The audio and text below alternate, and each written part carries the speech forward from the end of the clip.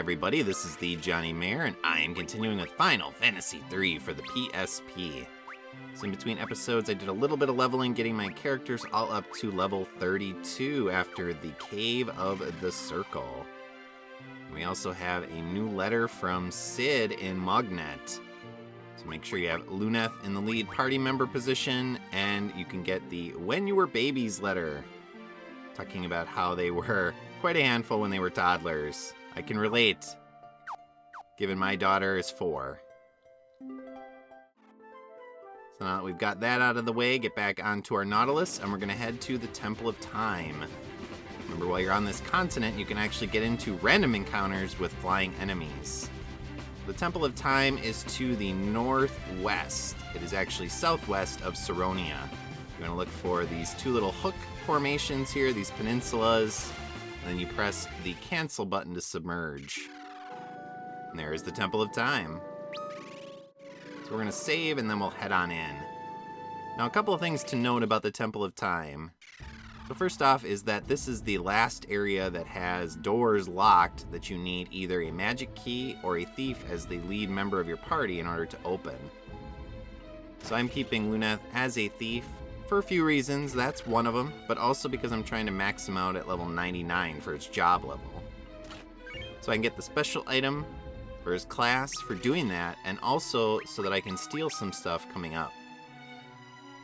So we picked up a diamond helm in the chest here, and that is better than a few of our different helms that we've previously had. So it adds quite a bit of defense. So we will equip that on our characters and we will move on. So one of the things you might notice about the Temple of Time is that the difficulty curve is actually going to spike quite a bit in this dungeon and the next ones. The enemies here are going to start doing quite a bit of damage. Now, individual enemies typically by themselves are not necessarily super dangerous, but there are a couple of enemies that are the exception. And you also want to be very aware of the final floor of this dungeon, which has some super enemies that are basically like boss encounters. So I'll try to point out a few of the enemies that are especially dangerous and let you know what about them you need to watch out for. And these enemies are one of those enemies. So these Chimera Mages are pretty much the most dangerous enemy besides the super enemies on the final floor. And that is because they can cast lightning on your entire party. So again, as long as you're going first and you outspeed them, you can usually kill them pretty quickly. And you might take 1 lightning attack, which will do about, well, 500 to 600 damage depending on your levels. Maybe a little bit more if you're lower level. So you'll notice it did about 600 damage there. So pretty powerful.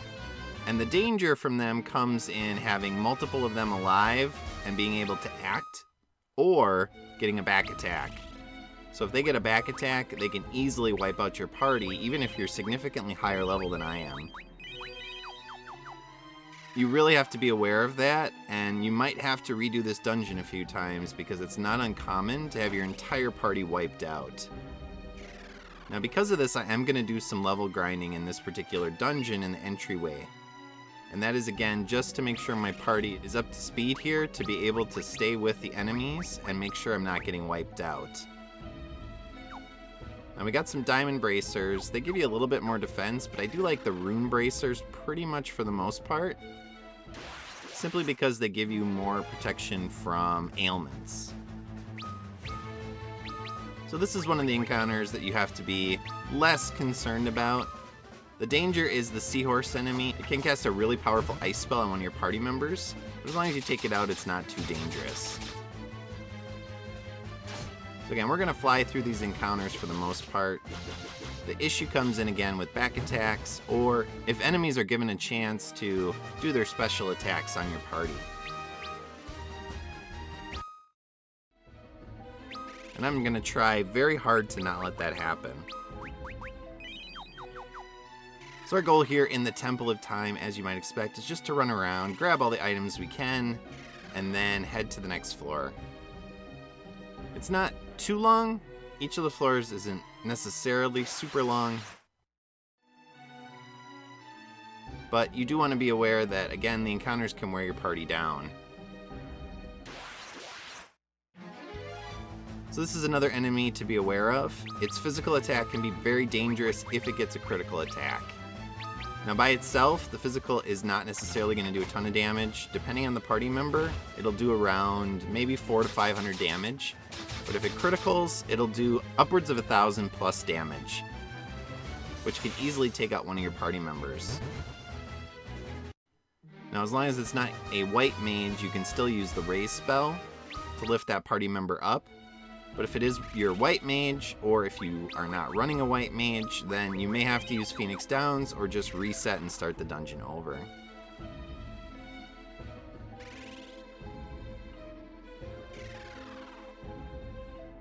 So this little transition hallway, we do have an item to pick up, which is the Defender, a very powerful sword. So we are going to equip that on our knight. So we're going to keep the blood sword, and we're actually going to get rid of the royal sword. You'll notice our attack went up quite a bit, almost 50 points. So we're starting to get to a point now with some new items where our enemies are going to be feeling the pain. So this room has, again, quite a few different rooms that we want to go to pick up some more items. We'll continue to use our thief to open up the doors, and then we'll head in and grab the chests. But we're starting to run out of more useful items. Now that said, the diamond mail is a useful item, so it's going to significantly increase your defense again. Not so much for the dragoon. It would be much more effective on the knight, but I do want to make sure that the dragoon and knight are about the same in terms of their defense. There's one more room for us to get to, and that is in the upper northwest corner of the floor. So we're going to head on over there, grab the last item, and then we'll head down to the final floor of this dungeon.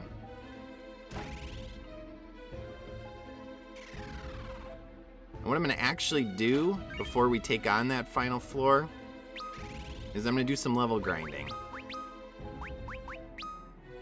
I'm going to actually teleport out of the dungeon, save, do some level grinding up to about level 35, and then we'll take on that final floor.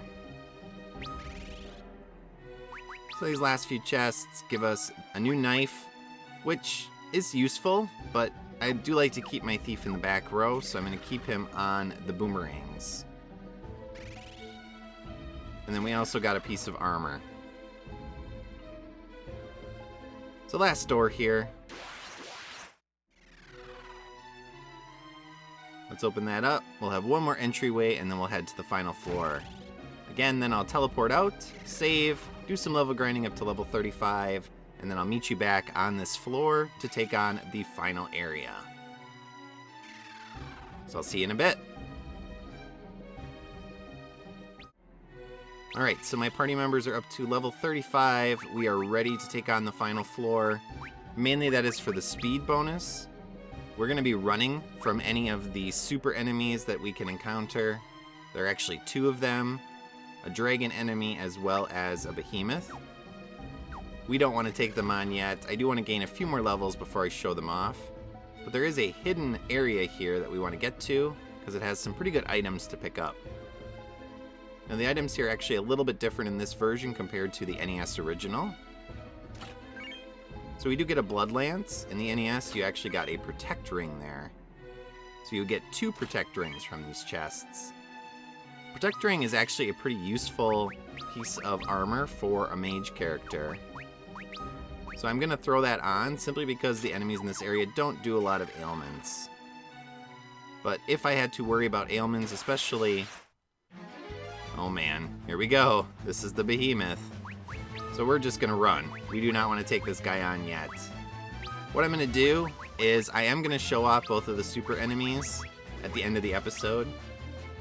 I'm going to head out after I finish collecting everything, and then I'll come back in after doing a little bit more level grinding up to about 38, and I'll take on those 2 super enemies to show you what to expect with them. But the rune bracers, specifically, why they can be helpful, even though they're not necessarily the greatest defense piece of armor, is that they do protect mage characters from ailments. One of the most important ailments that it protects us against is petrification. and that's going to be a major problem in an upcoming dungeon. So we get a diamond shield, not the most useful. We don't really wear shields, but it is going to be helpful again in one particular area, and I will mention that again in the near future when we get to that dungeon. But this is the final room, so this will take us to Noah's Lute. So pick it up, and it'll play its little song.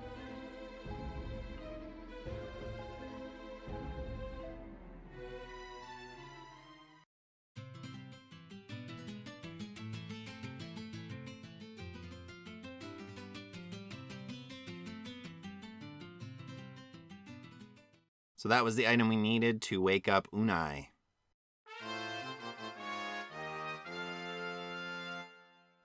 So again, I'm going to head out, I'm going to save, I'm going to level grind up to about 38, and then I will come back into the dungeon and take on those super enemies to show them off.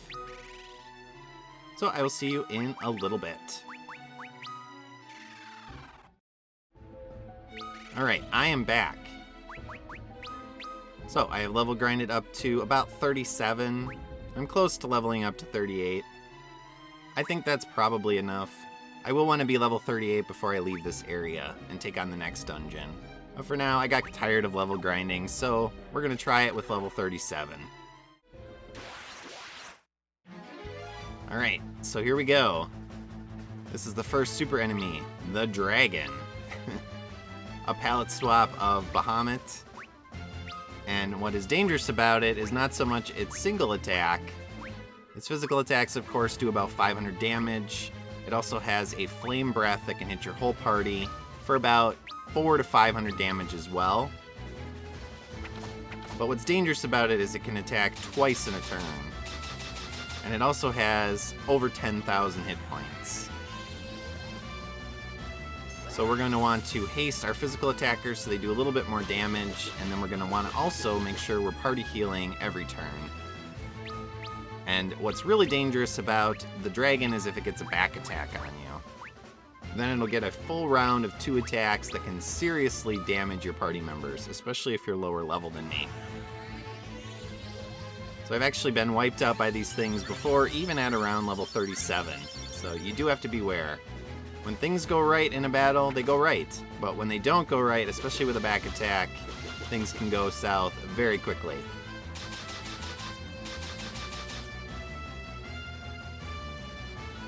Alright, here comes the flame attack. So there you go. And, okay, not too bad. We got a little lucky there. So we're going to do a party heal to make sure we're all in good shape, and then we'll continue attacking.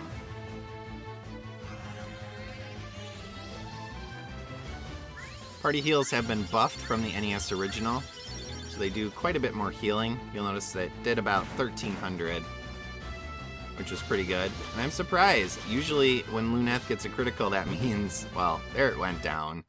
But that usually means the enemy is going down. But Ingus got the killing blow. So now I'll run around a little bit more, and we'll wait to find the behemoth. Alright, so here's the other super enemy, the behemoth. Now this one's actually significantly easier than the dragon, and that's because it doesn't have a party-wide attack. So all it has is physical attacks. Now unlike in Final Fantasy IV, it does not counter, so you don't have to worry about that. But it does have strong physical attacks, and it can attack twice per turn.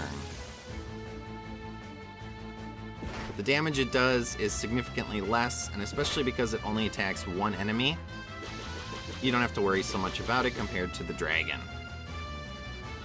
So after I finish off this particular nasty, what I will do is I will head on out, I will save, I'll get up to level 38, and then we will head to the next dungeon, where we will actually, before taking on that dungeon, we'll wake up Unai with Noah's Lute. And the reason why is because Unai is actually a party member who can be helpful with a few of the fights coming up. So we want her in the party to have a chance to use different magic attacks. Because like previous party members, she can throw out attacks at random in battles. So the behemoth here should be almost dead. A couple more attacks and we should have it down. But let's see if we can steal anything from it. Yay, a high potion. Totally worth it. Not really. I really do wish that the enemies had more useful stuff. The boss of the next dungeon we're going to go to does have something very useful to steal, and that is why we still have our thief in our party after this dungeon. Are you almost dead, Behemoth? I have a feeling one or two more hits should probably kill it off. Let's see who gets the killing blow. Hey, it's a critical! And it's dead. Alright, thanks for the continued support, everybody. See you in my next episode. So long. Thanks for watching. If you enjoyed this video, please press like and leave a comment below. Please also subscribe to my channel and press the notification bell. See you next time.